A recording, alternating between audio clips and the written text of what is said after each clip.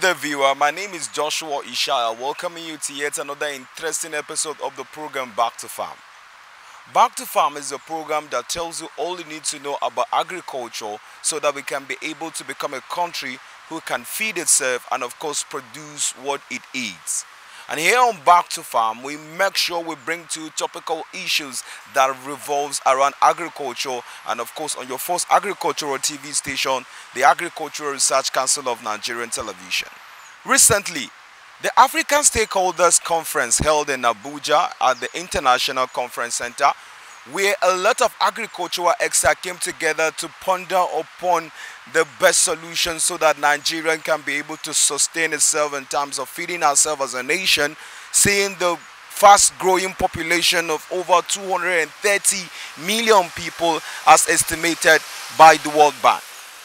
And on that note, experts had talked about this topic, which is the inclusion of youth in agriculture, saying that out of the 230 million people in Nigeria, 60% of that population constitute youth of between 35 downwards. And that is quite alarming if Nigerian youth do not take up hoes, or better still, take up the mechanized farming so we can be able to feed ourselves in not a very short time. If we go with the pace in which you are going, food will be scarce on your tables. Well, on that note, let's go and of course meet this expert as they are going to be expatiating how to actually drag youth or youth inclusion into agriculture. Stay tuned.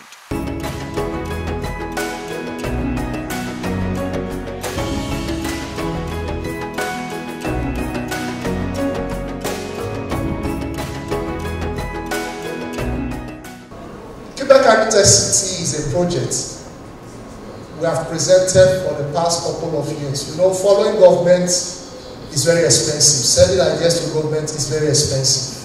So from 2013, we engaged the National Assembly, 8th and 9th Assembly, including 6 state governors. And the last administration, we have done that this same administration now. We have written to the President, also the current Minister of Agriculture and Food Security. Now, we are targeting how we can get more youth back to agriculture, increase our food production. And how can that be done? You know, when we talk about youth inclusion in agriculture, the best thing they will tell you is truly agritech ICT solutions. That has been tried, tested, and it has not achieved results. Now, Keeper Food is presenting a solution on a 5-year plan that will enable Nigerian youths no longer to look at civil service jobs. It sounds strange, right? Does it sound strange? Strange? Now, what makes Nigerian youths, everyone wants to work with the civil service is one, access to National Housing Fund, access to pension, access to the health insurance. All that we are putting in place to make sure that going forward as a youth, you can now be part of what we are doing. You can now have access to National Housing Funds.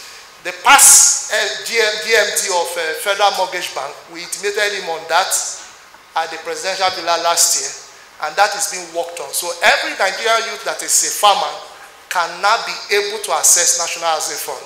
That's one of the strategies. Strategy number 2, you will be able to have access to be a pension, contribute to a pension scheme as well. Then have access to an health insurance scheme, which is the NHIS and all that.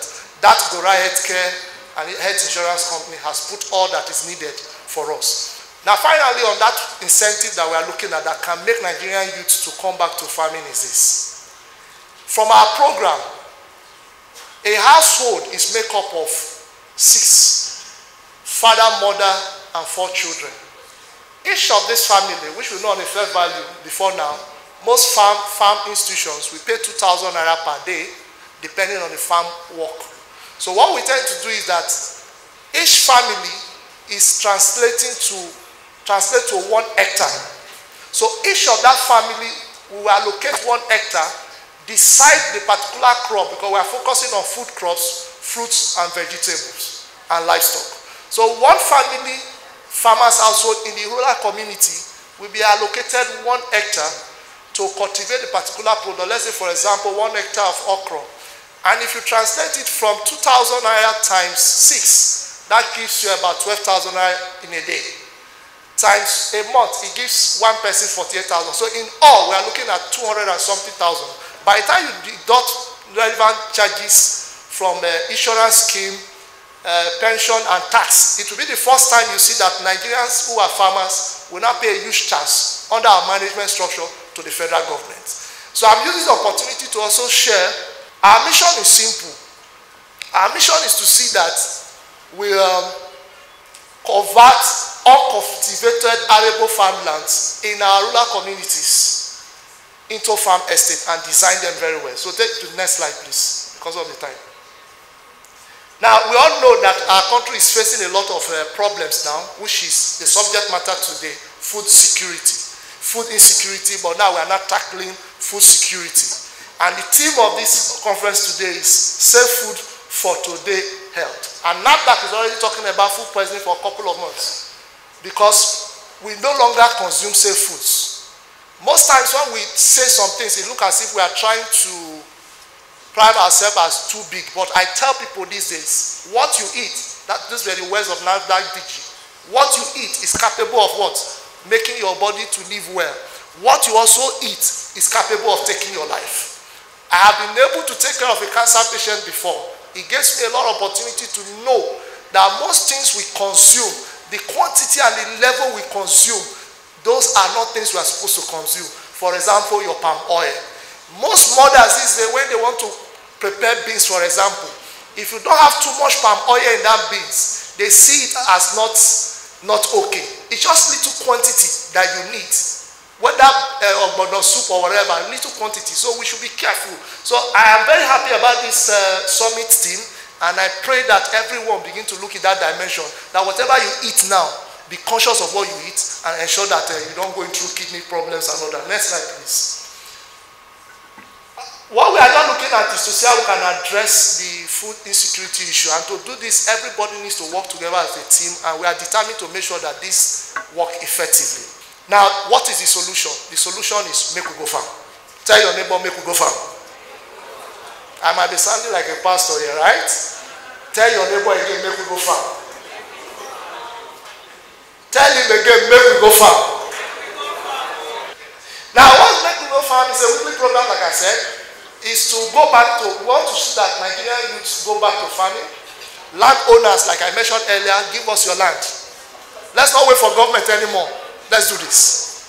Secondly, go back to farm and see that we increase food production, because as far as this conference is concerned now, when we are going to go for a break section, all we are going to eat cut across food crops, fruits, vegetable, and livestock.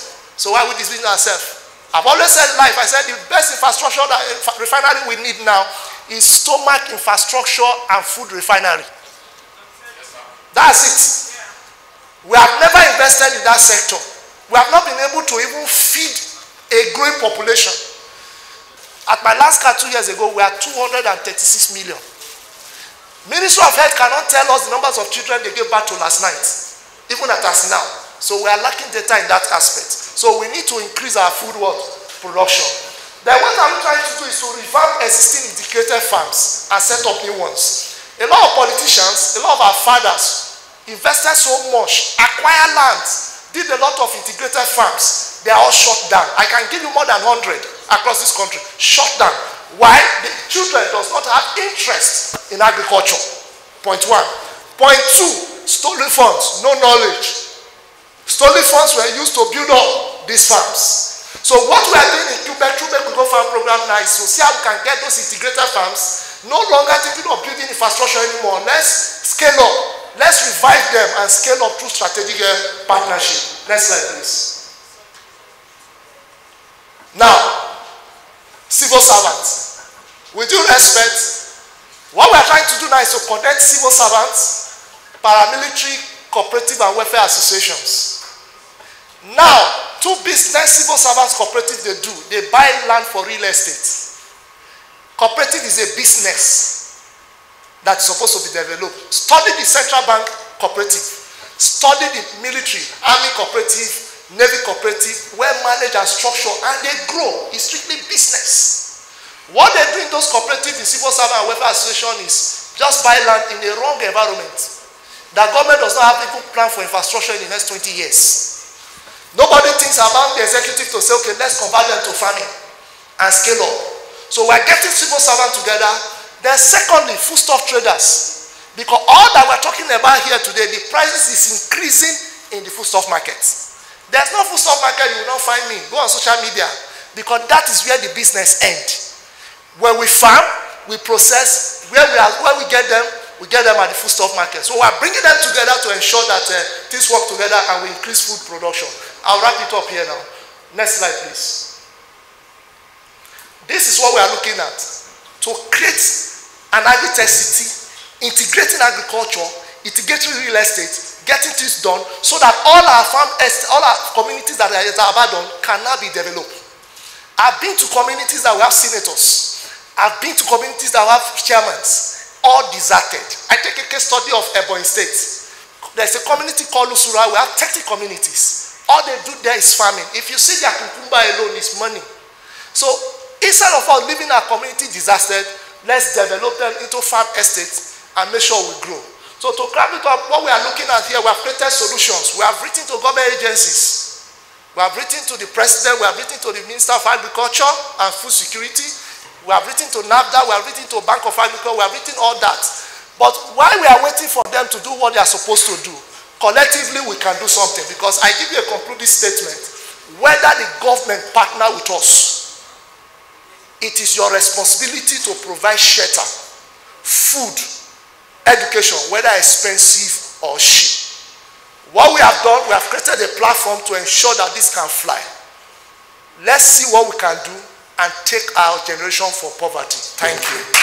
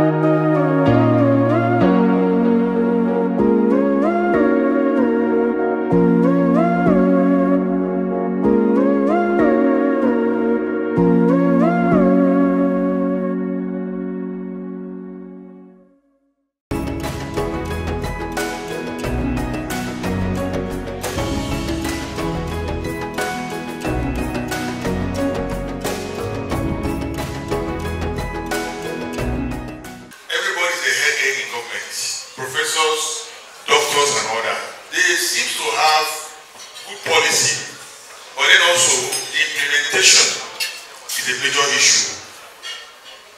Forums like this are many. A lot of people, starting from government in the past, they have sat down, they know the issues, they even know the problems to solve it, the solution. But the political will, for example, the Zamfara State government is accusing the federal government of negotiating with the bandits. The federal government is accusing the officials of the state that they are talking behind them. And how do you negotiate with bandits to allow farmers to go to the farm? With all the arsenal, we talk about the external aggression about people coming to invade your country. Whereas there are people in your country that are giving you issues, and you know how to, all you need to do as the commander-in-chief of the armed forces is to say, no, us is God. Go after. And once you can solve the problem, first and foremost of insecurity. There are many farmers without arms and legs. There are many of them in IDP camps. Once you can solve the problem, that people can now return. I had a farm somewhere in Ilaju, in Oyo State. I was confronted by cattle rearers, and I called home and I told my wife that because I have a food producing plant in Ibadan, and I bought 1,000 acres of land to feed my garden plant, cassava. But I was threatened. That was after the aftermath of the slaughtering of the daughter that came from the US. He was slaughtered like a cow on his farm. For me, I don't want to die. My children are very young. My wife said, you are not going back to that farm. That is a dream killed. 1,000 hectares of land. It has turned back into a forest. After deploying my D7 to clear my land and deploy my... So, what are we talking about? The government have to come and have a strong political will to back up their promises and activate it to the common good of Nigerians.